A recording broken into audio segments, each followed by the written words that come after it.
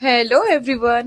तर आज सकाळी फारच गडबड होती. आम्हाला जरा नाशिकला जायचं होतं, तर खास एका प्रोग्रामसाठी. ते काय ते मी पुढे तुम्हाला सांगेलच. तर सकाळी गडबड होती, पण काहीतरी चमचमीत खायचा मूड होता, म्हणून असा मस्तपैकी होममेड पिझ्झा आम्ही केला, जो की इतका अप्रतिम झाला होता. वा रे वा, खूपच छान. गडबड तर होती जायची, पण म्हटलं आता असे दुपारच होणार आहे, तर जेवण करूनच जाऊया, म्हणून मी काही भाजीपाला घेतला. त्यानंतर मग माझ्या लेकीचं हे असा पसारा सगळा तिने काढून ठेवलेला होता. म्हणजे अर्थात मला जे काही पॅकिंग करायचं होतं त्या कार्यक्रमाला जायला, त्यासाठी सगळं मी जे काही घेत होते त्याचा तिने हातामध्ये मस्तपैकी बांगड्या घालून घालून अशी शायनिंग मारत होती. आमचं जेवण वगैरे झालं, मग आम्ही पुढे जायला निघालो.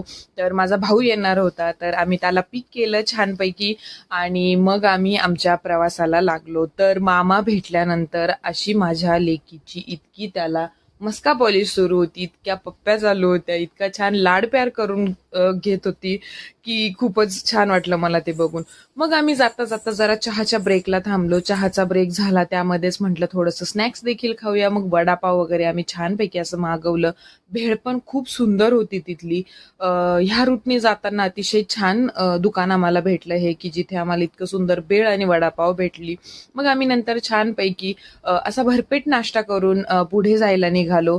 मग प्रवास होतो न होतो तोच आमच्या बऱ्यापैकी गप्पा गोष्टी चालू होत्या प्रवासात. मग नंतर आम्ही खूप उशीर झाला होता म्हणून जेवायला बाहेरच थांबलो. मग छानपैकी अशा या हॉटेलमध्ये माझ्या अधिष्ठाला असा छान छान एक फिश टँक दिसला. तिथे ती इतकी भारी खेळत होती. मामासोबत तर एवढी मस्ती चालू होती तिची की बापरे, काय करावं काय नको असं. मामाने पण तिला अतिशय छानपैकी सांभाळत मस्तपैकी तिचे लाड वगैरे करत असा तिच्यासोबत टाइम तो स्पेंड करत होता. मग आम्ही रात्री उशिराच घरी पोहोचलो. तर पुढे काय झालं हे बघण्यासाठी नक्की पुढचे व्हिडिओज बघा. Thanks for watching.